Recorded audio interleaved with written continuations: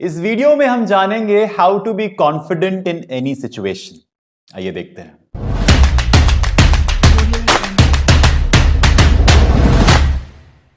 सवाल उठता है कि why do we feel under confident. ऐसा क्या है कि हमें कॉन्फिडेंस आता ही नहीं है? क्यों होता है?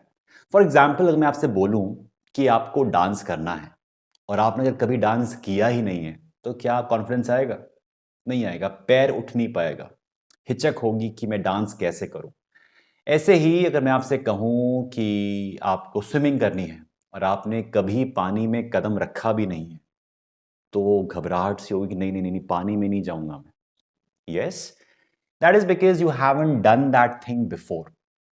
एग्जाम्पल के लिए, अगर आप मुझसे बोलें कि Divas you have to cook in the kitchen and आपने मेरे सामने सारी चीज़ें रख दी कि ये सब्जियां हैं, ये यूटेंसिल्स हैं, ये मसाले हैं, सब कुछ मेरे सामने हैं, still I would not be confident. हाँ, अगर आप मुझे बोलो दिवस मैगी बनाओ, I can make it with confidence because Maggi मैं पहले बहुत बार बना चुका हूं। तो that is the number one reason कि कॉम्पिटेंस, जब तक आपके अंदर कॉम्पिटेंस नहीं होगी तब तक आपके अंदर कॉन्फिडेंस नहीं आएगा। What is competence?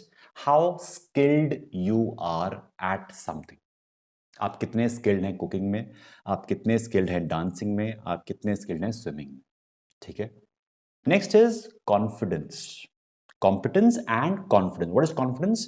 आप अपने स्किल के बारे में क्या सोचते हैं?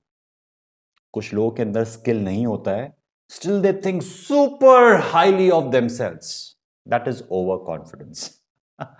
लेकिन जब आपको पता होता है कि ये काम मैं कर सकता हूं, I am good at research, मैंने काम पहले भी किया हुआ है, मैं ये काम कर सकता हूं, that is where you get the confidence.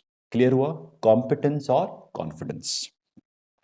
अब एग्जाम्पल के लिए, आपके पास इंग्लिश एक स्किल है, इंग्लिश बोलना एक स्किल है। अगर आपके पास ये स्किल है तो आपके अंदर वो कॉन्फिडेंस आ ही जाएगा लोगों से बात करने में। अब अधिकतर मुझे सवाल आता है कि Divas sir, how do we get the confidence to speak in English? मेरा सवाल है आपसे कि आपने अभी तक कितने घंटे दिए हैं अपने स्किल को इम्प्रूव करने में? Ask yourself this question genuinely कि अगर अंग्रेजी इम्प्रूव करनी थी तो आपने अभी तक कितने आवर्स दिए हैं to improve your English language? पूछिए खुद से। आप कितनी बार दिन में लोगों से इंग्लिश में बात करते हो? आप कितनी वीडियोस इंग्लिश में रिकॉर्ड करते हो? आप कितनी वीडियोस इंग्लिश में देखते हो? एग्जाम्पल ले रहा हूं आपसे, ये आपके लिए।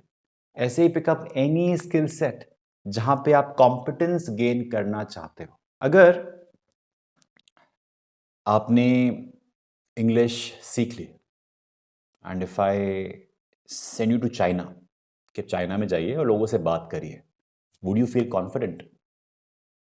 नहीं ना। वहां पे अगर आपको चाइनीज लैंग्वेज तो होती नहीं है बट मैंडरिन या फिर कैंटनीज अगर आपको आती है तो यू विल फील कॉन्फिडेंट कि I can talk to them. ऐसे अगर आप फ्रांस जाएंगे तो वहां की जो भाषा है फ्रेंच, अगर आपको वो आती होगी तो you will feel more confident to talk to people. Logic clear हुआ कि when you have the competence in a certain skill set, that is where you get the confidence. And how do you get the competence? Simple, you know it, you know the answer, tell me. Practice. Practice is the solution, man, seriously. लोग सोचते हैं कि ये एक born speaker है, ये एक born singer है, ये एक बॉर्न आर्टिस्ट है। नहीं है, उसने बहुत मेहनत करी है अपने स्किल पे, अपने स्किल को शार्प करने के लिए। चाहे सचिन जी हो, चाहे कोई महान गायक हो, कोई भी हो, they have spent countless number of hours in becoming better. You ask yourself कि आपने अपने स्किल सेट को, अपनी कॉम्पिटेंस को इम्प्रूव करने के लिए कितने आवर्स दिए हैं? एक कहावत है कि इट टेक्स 10,000 आवर्स और minimum 10 years to become master at something. एक रिसर्च के थ्रू एक शख्स ने बोला कि 10,000 घंटे या फिर 10 साल लगते हैं to become a master at something.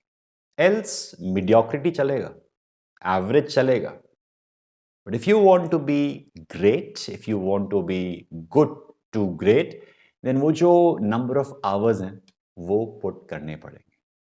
चाहे वो पब्लिक स्पीकिंग हो, कितनी वीडियोस हैं जो रिकॉर्ड करी हैं, कितनी बार लोगों के सामने बोलने की कोशिश करी, कितनी बार स्ट्रेंजर्स से ग्रुप कम्युनिकेशन करने की कोशिश करी है. Ask yourself, if you haven't done that, then find a platform, find some people and start doing it. Start doing it.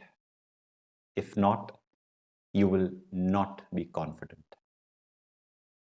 I wish you all the best.